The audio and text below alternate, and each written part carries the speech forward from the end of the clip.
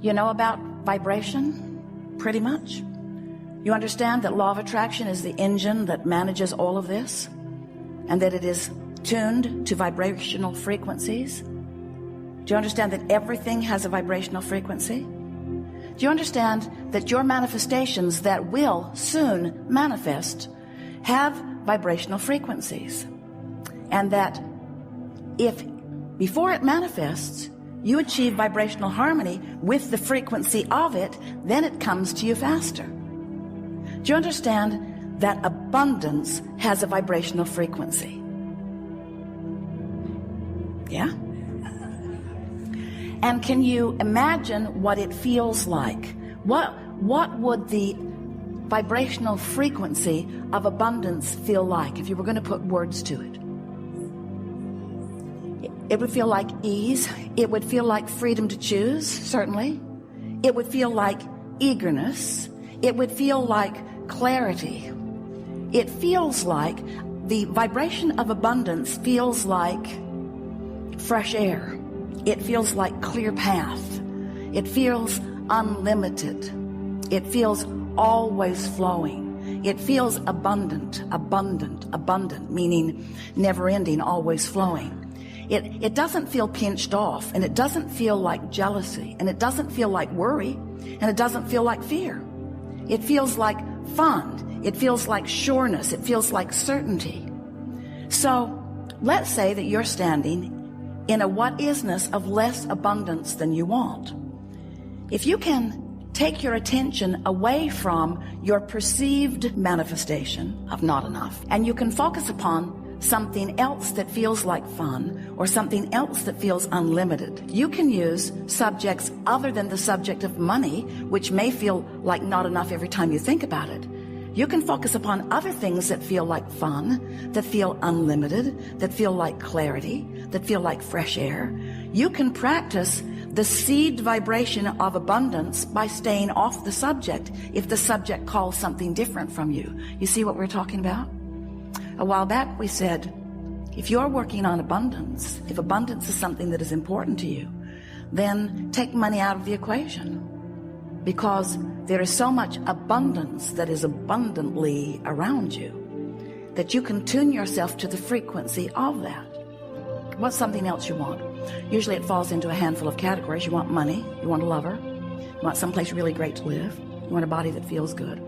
So let's say that your intent is for a lover who isn't there. A lover, what does a lover feel like?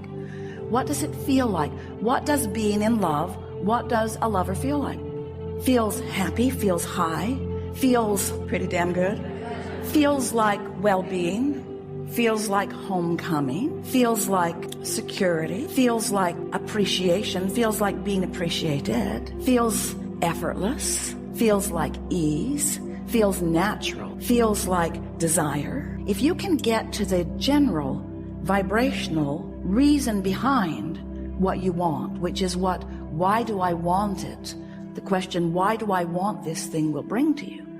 Then we know you can begin practicing the vibration of the manifestation that is coming. Now here's the thing that we know that often you don't know, that we so want you to know, and that is that everything you've asked for is coming.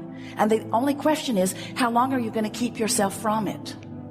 That's the only question. Do you understand that there is abundance immeasurable, abundance not recognizable by most of you, abundance not yet experienced, let's just put it that way, by most of you, abundance for you, vibrationally queued up, and that all you've got to do, the only thing you've got to do is to practice the vibration of it, and it makes its way to you in so many different life-giving, fun ways. But you got to practice the vibration of it, and that's what trips humans up.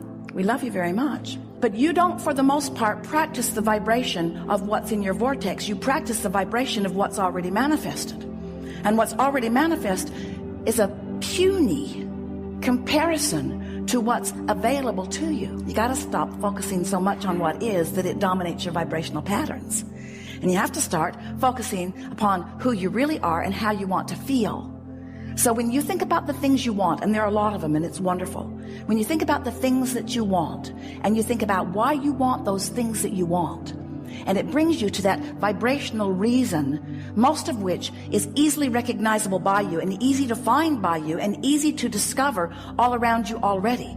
Because the feeling of money is not only available to you in money itself, because you just said it feels like fun, it feels like freedom, it feels like, and there is so much of your world that does not require money in order to feel those things, you see.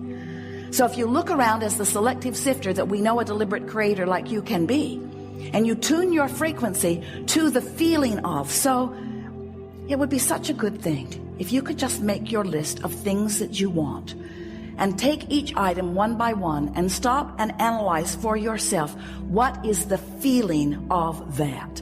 When I have that, when I live that, when I am that, when that is my experience, when that's who I am, when that's where I am, when that's who I'm with, when that's what I'm living, what does that feel like? What does it feel like? Not what does it look like? What does it feel like? What does the vibration of security feel like? What does the feeling of homecoming feel like? What does the feeling of empowerment feel like? What does it feel like?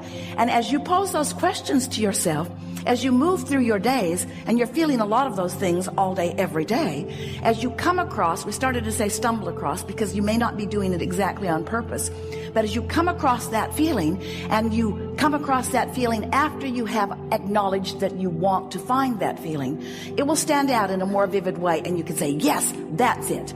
And then as you stay there and revel in the emotion of that for a moment, you practice the frequency of it longer, and that really is all that deliberate creation is. It's choosing the feelings, practicing the frequency until choosing those feelings comes easily. And you know why choosing those feelings come easily? Because law of attraction says, ooh, you feel like that, here's a little more. Law of attraction doesn't behave like you want your mother to. Oh, you feel bad here, this will make you feel better. Law of attraction says, oh, that makes you feel bad, here's some more. You say, well, then law of attraction may not be my friend. We say your best friend, because law of attraction is bringing you how you're feeling, showing it to you so you can make choices. This sucks. This feels awful. How can I feel differently than this? How can you gain control of the way you feel in this situation and this one and this one and this one? We'll give you a little hint. It's about self-soothing. It's about being kinder to yourself. And if you catch it early, you can take that pivot. There are things that you can do. And so if we were standing in your physical shoes, this would be our approach. I'm going to get out ahead of it as much as I can. And then as my day unfolds, I'm just going to do my best to find my path of least resistance. This is the central idea that is the underpinning for everything that we've just talked about. You want to ask yourself as you move through your day, what influence am I under right now? Am I under the influence of source? In which case I feel high-flying and really good and confident and secure and eager and fun? Or am I under the influence of something that somebody else wants me to do, or some old thought that I used to think? Or am I under the influence of what my mother has been asking of me, or what she thinks I should do? What influence am I under? And you can tell by the way you feel what influence you're under. So if your dominant intent is to tune into that influence, and then all through the day your dominant intent is to be aware if you're still under that influence, then you're good to go. And here's the most important thing. There's going to be plenty of times that you're going to acknowledge, I'm not under the influence of source. I'm under the influence of my employer, or what somebody else thinks I should do, or my girlfriend or my boyfriend or my kids or my parents. I'm under the influence of what society thinks about that, because those thoughts do not stop on a dime. Those thoughts are still active. And so when you realize that you are under the influence of something other than source, that's when you just say, well, that's perfectly logical. Of course, thoughts don't change all of a sudden, but I can look at this through broader perspective. And then once you get good at this, you can say, inner being, how do you see this? And you'll get pretty good at tuning right into that, because things that used to just knock you over because they felt so unjust will seem amusing to you because you're looking at the big picture. As you see so clearly all the stuff that you made a big hairy deal out of, that none of it means diddly squat. It just doesn't matter. It just does not matter. It was the basis of more, period. It was never meant to hold you back.